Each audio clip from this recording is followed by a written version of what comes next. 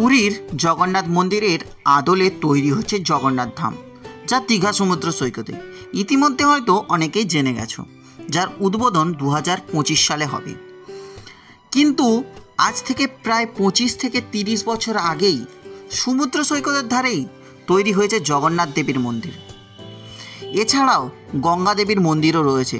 কোথায় রয়েছে তা কি কারো জানা আছে? তো যারা জানো না কিভাবে যাবে সেখানে, সেটাও থাকছে আজ এই ভিডিওর মধ্যে। এছাড়াও থাকছে ওল্ড দীঘা এবং বিশ্ব বাংলা পার্ক। এছাড়াও থাকবে দীঘা মোহনা এবং দীঘা মোহনায় গড়ে ওঠা মাছের মার্কেট। আর কি থাকছে জানতে হলে সম্পূর্ণ ভিডিওটা দেখুন। তো চলুন আজকের ভিডিওটা শুরু করা যাক।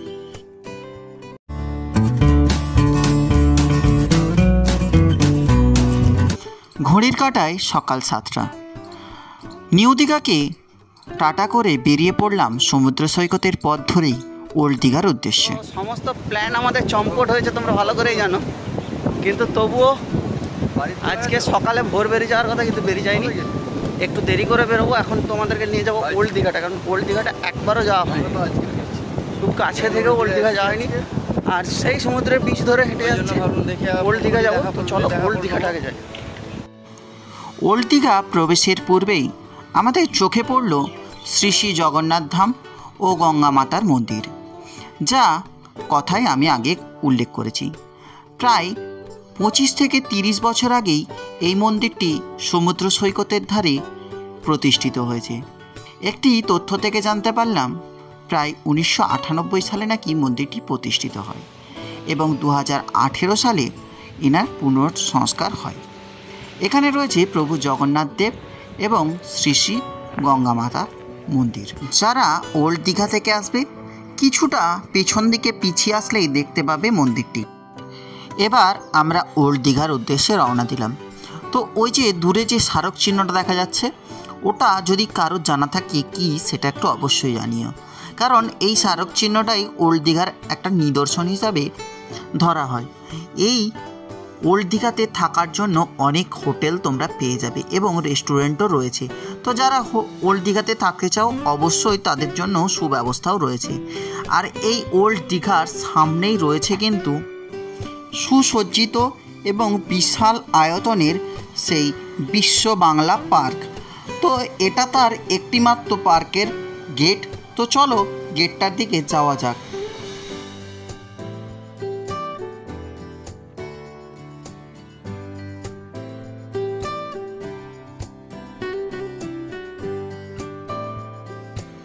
পার্কটি কিন্তু একদম সমুদ্র সৈকতের উল্টা দিকেই রয়েছে, যা হয়তো তোমরা ভিডিওর মধ্যে দেখেই বুঝতেই পারছো। তবে ওল্ড দীঘাতে আমার একটা জিনিস খুব ভালো লাগলো, যেটা নিউ দীঘাতে অনেকটাই কম দেখছিলাম, যেটা হলো ঘোড়া। এখানে কিন্তু প্রচণ্ড ঘোড়া রয়েছে, তাই ঘোড়সাওয়ারি করার জন্য প্রচুর ঘোড়াই রয়েছে। এই ওল্ড দীঘাতেও কিন্তু মানুষের স্নান করার জন্য সুন্দর সুন্দর ঘাট কিন্তু বাঁধানো রয়েছে, যা হয়তো ভিডিওর মধ্যে তোমরা দেখে বুঝতে পারছো। এই বিচগুলোর ধারে ধারে প্রচুর মানুষ বসে উপভোগ করছে সমুদ্রের ঢেউগুলিকে। এবং এই ওল্ড দীঘাতে কিন্তু সমুদ্রের ঢেউগুলো সত্যি অন্যরকম লাগছিল। নিউ দীঘাতে একটা অন্য ভাব রয়েছে এবং এখানেও একটা অন্য। আমাদেরকে বিশ্ব বাংলা পার্কের প্রথম গেটটা আগেই দেখিয়েছি, তো চলো এবার দ্বিতীয় গেটটা তোমাদের দেখাই। আগেই তোমাদেরকে বলেছি বিশ্ব বাংলা পার্ক কিন্তু খুব একটা ছোট পার্ক নয়, এটা কিন্তু বৃহৎ আকারের একটি পার্ক, যা হয়তো সময় থাকলে অবশ্যই একদিন ঘুরে আসার জন্য একটা সুন্দর একটা দৃষ্টান্ত আকর্ষণীয় জায়গা।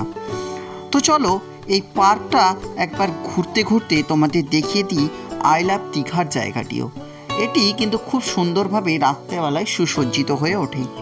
তো চলো বিশ্ব বাংলা পার্কের মধ্যে সম্পূর্ণ না ঢুকেও তোমাদেরকে একটু বাইরে থেকেই বিশ্ব বাংলা পার্কটা একটু দেখানোর চেষ্টা করি, কারণ আমাদের হাতে সময় খুবই কম।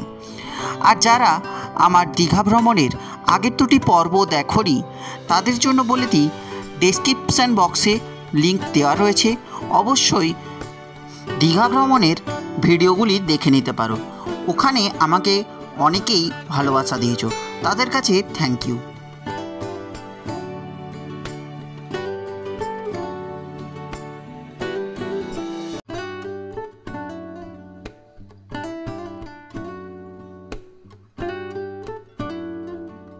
এবার ওল্ড দীঘা এবং বিশ্ববাংলা পার্ককে টাটা করে বেরিয়ে পড়লাম মোহনার উদ্দেশ্যে।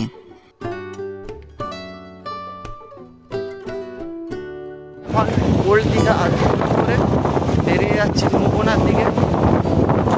মেন উদ্দেশ্য মোহনাই ছিল আজকে।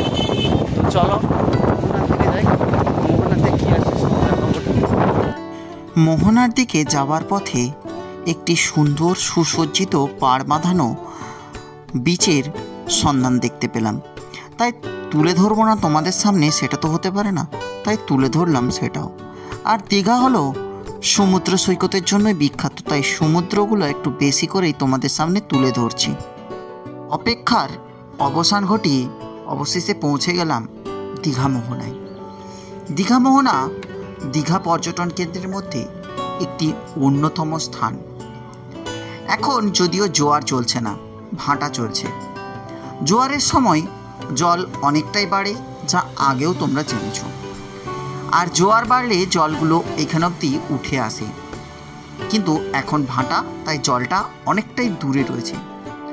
আর এই মোহনা মানুষ আসার একটি অন্যতম কারণ হলো ওই যে দূরে দেখা যায়, ওটা হলো চম্পা নদী, যেই নদীটা সমুদ্রের সঙ্গে এসে মিশেছে। তবে কিন্তু দেখো, অনেকটাই তোমরা দেখে বুঝতে পারবে যে সমুদ্র কীরকম সেটার আলাদা দেখা যাচ্ছে, এবং চম্পা নদী অনেকটাই কিন্তু আলাদা বলে কিন্তু আমরা অনেকেই বুঝতে পারছি। তো চলো এবার মোহনার সামনে যাওয়া যাক। তবে অবশ্যই এই স্থানটাকে দেখে তোমরা পের হবে, কারণ এই স্থানটা দেখেই তোমরা বুঝতে পারছো কীভাবে পেরোতে হয়।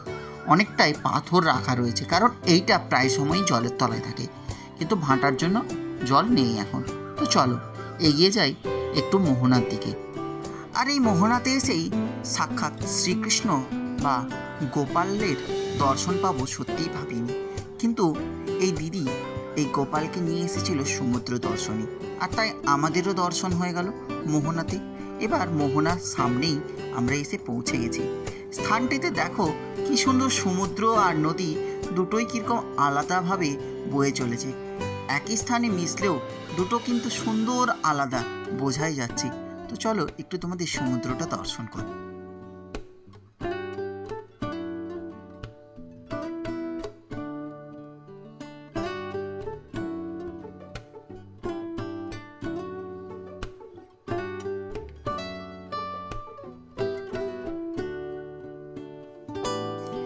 আর দীঘা মোহনায় এসে কিছু রিলও শ্যুট করে নিচ্ছিলাম। এই রিলগুলো তোমরা যদি দেখতে চাও তাহলে আমার ডেসক্রিপশান বক্সে ফেসবুক আইডি এবং ইনস্টাগ্রাম পেজের লিঙ্ক দেওয়া আছে, ওখান থেকে দেখে নিতে পারো। এবার চলো দীঘা মোহনায় গড়ে ওঠা সেই মাছের মার্কেটগুলোর দিকে যাব।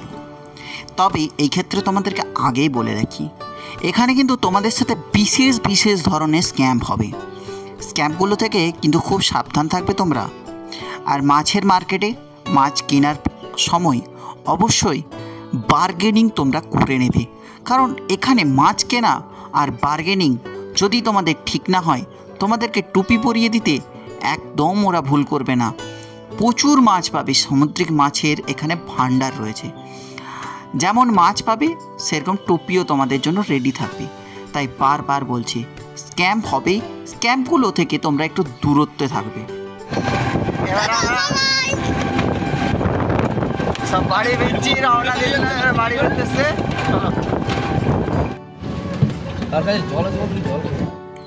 তোমাদেরকে আগেই বলেছিলাম, দীঘাতে কিন্তু পুরীর আদলে তৈরি হচ্ছে জগন্নাথ মন্দির, যেটি কিন্তু ওল্ড দীঘা এবং নিউ দীঘা যাবার সময় রাস্তার ধারে তোমরা বারবার দেখতে পাবে।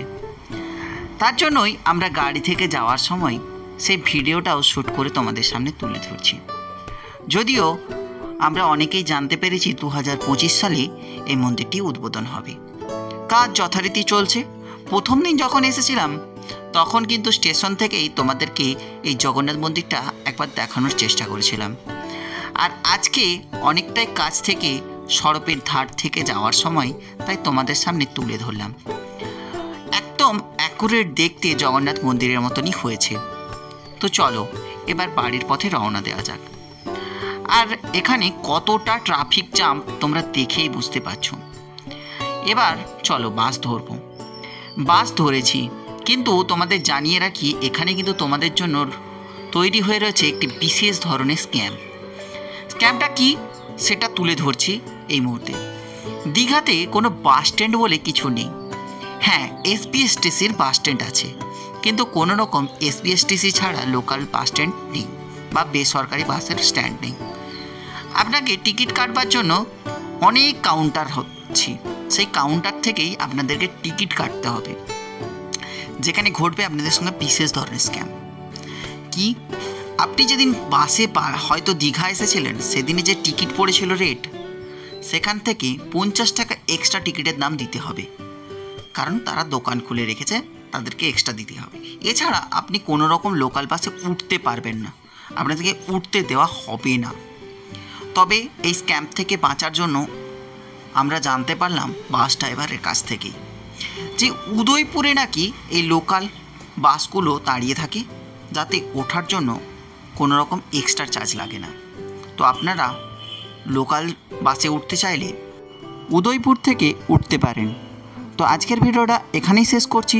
সকলে ভালো থাকুন, সুস্থ থাকুন, টাটা, বাই বাই।